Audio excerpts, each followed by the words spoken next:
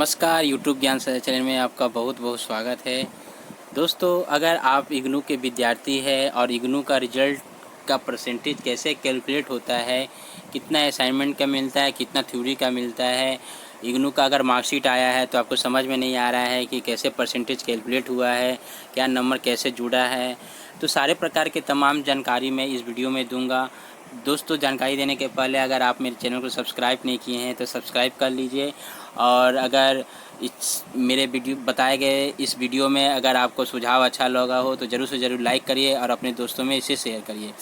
दोस्तों, मैं यहाँ पर बताऊँगा, जैसे ये है एक विद्यार्थी का आपका मार्कशीट पोस्ट ग्रेजुएशन का हिंदी सब्जेक्ट, हिंदी MSD जो किए हैं, इनका मार्कशीट है फाइनल ईयर का। इसके ज़रिए मैं आप सभी को बतलाऊँगा कि कैसे आपका मार्क्स कैलकुलेट किया गया है। ये जो है पोस्ट ग्रेजुएशन के अलावा आपका इसी तरह का फार्मूला आप ग्रेजुएशन में अगर हो तो ग्रेजुएशन में भी इसी तरह का रिजल्ट काउंट किया जाता है। तो आइए मैं आपको बतला रहा हूँ कि क्या कैसे हम कैलकुलेट करेंगे। जैसे कि यहाँ पर देख पा रहे हैं आप, असाइनमेंट 1, 2, 3 ऐसे लिखा गया है, और MM 100 ACEM ये सब दिया गया है। ठीक है, आप यहाँ पर असाइनमेंट 1, 2, 3 ये कुछ नहीं है। आप असाइनमेंट 1 में जो है ये विद्यार्थी MSD 01 नाम का सब्जेक्ट जो है इसमें 74 पाया है। आपका असाइनमेंट 4 जो पाया, असाइनमेंट 1 में भी वही लिखा जाता है, 2 में भी वही लिखा जाता है, 3 में भी वही लिखा जाता है, ये चेंजेस नहीं होता है। फाइनल आपका कितना पाए हैं, 100 नंबर का असाइनमेंट में आपने 74 पाया है। इसी तरह MSD 02 में आपने 70 नंबर पाए हैं और फाइनल आपको 70 नंबर मिला है। ठीक है, ये रहा है असाइनमेंट का नंबर। अब यहाँ पर ठीक बगल में आप देख पा रहे हैं कि आपका लिखा गया है TEM, ऊपर में TEM और MM 100। ठीक है, MM 100 मार्क्स। तो ये जो है आपका थ्योरी पेपर का नंबर है। अब कैसे कैलकुलेशन हुआ है, अब यहाँ समझने की मेन चीज़ है। जैसे कि इन्होंने 74 पाया है, और 74 का हमेशा याद रखिए, असाइनमेंट में, ग्रेजुएशन में भी और पोस्ट ग्रेजुएशन में भी 30% कैलकुलेशन होता है। अगर आपने 100 नंबर में 74 आपको मिला है असाइनमेंट का, तो 74 का आपका 30% बन रहा है। आप अपना कैलकुलेटर की सहायता से भी देख सकते हैं। तो इसका 22 आ रहा है। ठीक है, ये रहा। दूसरी नंबर है कि आप थ्योरी का पेपर कैसे कैलकुलेट करिएगा। 54 का यहाँ पर 70%, जो कि आएगा आपका 38 नंबर। तो ये है आपका, आपने 38 पाया किस में, थ्योरी में, और आपने प्रैक्टिकल में कितना पाया था, 20, माफ़ करिए, आपने असाइनमेंट में पाया था 22। तो अब 22 और 38 को यहाँ पर जोड़ दिया जाएगा। 22 और 38 को जोड़ दिया जाए तो आपका कितना हो रहा है, 8 और 2 0 हाथ में, आपका टोटल हो गया 60। ये आपका 60 नंबर हुआ। तो आपने ये MSD 01 में कितना पाया, 01 में आपने 60 नंबर पाया। तो ये कैलकुलेशन का तरीका है। आप यहाँ पर समझ गए कि ये एक तरीका इग्नू का है। और अब देखिए, यहाँ पर एक कन्फ्यूज़न होता है कि अगर आपका नंबर 50 का होता है थ्योरी का, तो उसका कैलकुलेशन किया कैसे जाता है। जाहिर सी बात है, इग्नू करता क्या है कि अगर 50 नंबर का अगर पेपर भी हो तो आपको असाइनमेंट में 100 नंबर का ही लिखना पड़ता है, ये पहला बात। और आप 100 नंबर पा रहे हैं, तो 100 नंबर में मान लीजिए आपको दे दिया कितना, 70 नंबर। और अगर आपका थ्योरी पेपर का हो रहा है एग्ज़ाम 50 नंबर का, जिसमें से आप पा रहे हो 50 में आपका 30 नंबर। ठीक है, तो 30 नंबर पा लिए। तो अब यहाँ पर कैलकुलेशन कैसे किया जाएगा, तो आपका यहाँ का 70%, 100 में 70 नंबर पाए हैं असाइनमेंट का, तो इसका 30% कितना होगा, 24, माफ़ करिए 21 होगा, ठीक है। 70 का आपका कितना निकाला जाएगा, 30%,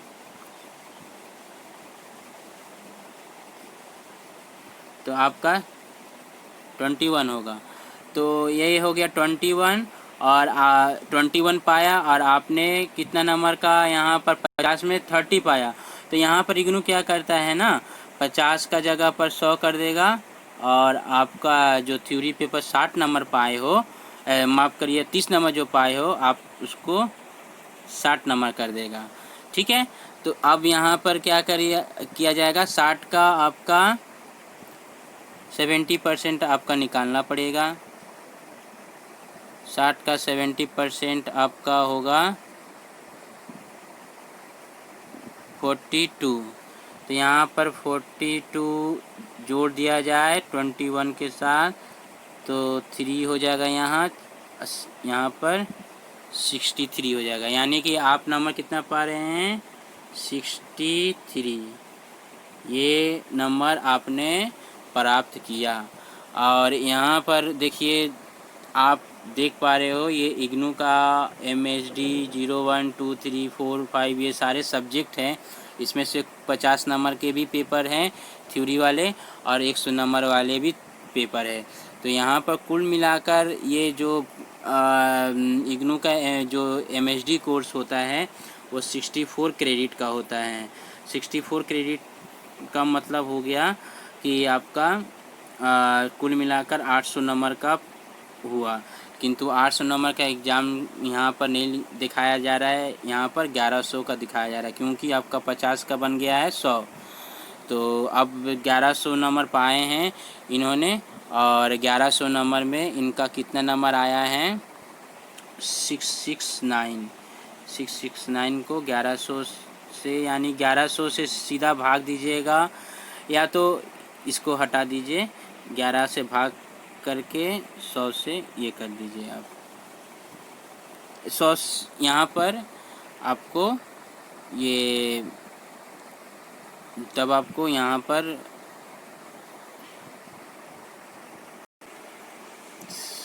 669, और यहाँ पर हो गया आपका 1100, और यहाँ पर 100 में मल्टीप्लाई हो जाएगा। तो ये आपका इस तरह करके 61% बनेगा, ठीक है। तो ऐसे करके इग्नू का परसेंटेज कैलकुलेट हो गया। और इसके अलावा क्या क्या प्राप्त होता है, प्रोविज़नल सर्टिफिकेट भी दिया जाता है, और इसका बैक साइड में भी आप लोग के लिए जानकारी होता है रिजल्ट के पीछे, और नीचे में भी दिया गया है। देखिए नीचे में आपका दिखाया गया मैक्सिमम मार्क्स, MKS, ये सब तमाम प्रकार की जानकारी दी गई है। चलिए मैं इसके पीछे दिखला रहा हूँ आपको। इसके बैक साइड में देख लीजिए, ये क्या है, स्कीम ऑफ असाइनमेंट्स, ये तमाम प्रकार की जानकारी यहाँ पर दी गई है। वही जैसे कि यहाँ पर आपका देख लीजिए लिखा गया है 70% और 30% का जो हिसाब है वो, और यहाँ पर टोटल 11 कोर्सेस आर रिक्वायर्ड, ये जो 8 क्रेडिट्स दिया गया है वो ऐसे आप समझ पा रहे हो।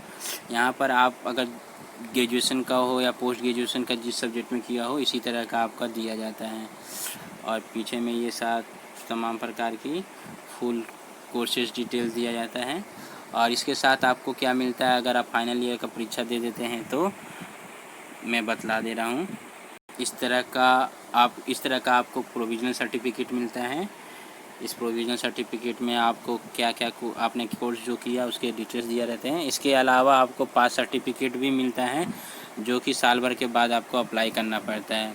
अगर आपको उसकी जानकारी चाहिए कैसे किया जाए, तो उससे कमेंट बॉक्स में आप ज़रूर से ज़रूर अपने कमेंट दीजिए, तब उसके उपरांत अगर हम समझें तो आपका सेवा के लिए मैं उसे कैसे अप्लाई किया जाता है मैं प्रस्तुत कर दूंगा। अगर आपको ये जानकारी अच्छा लगा हो तो प्लीज़ मेरे चैनल को सब्सक्राइब, लाइक और शेयर ज़रूर करिए। बहुत बहुत धन्यवाद।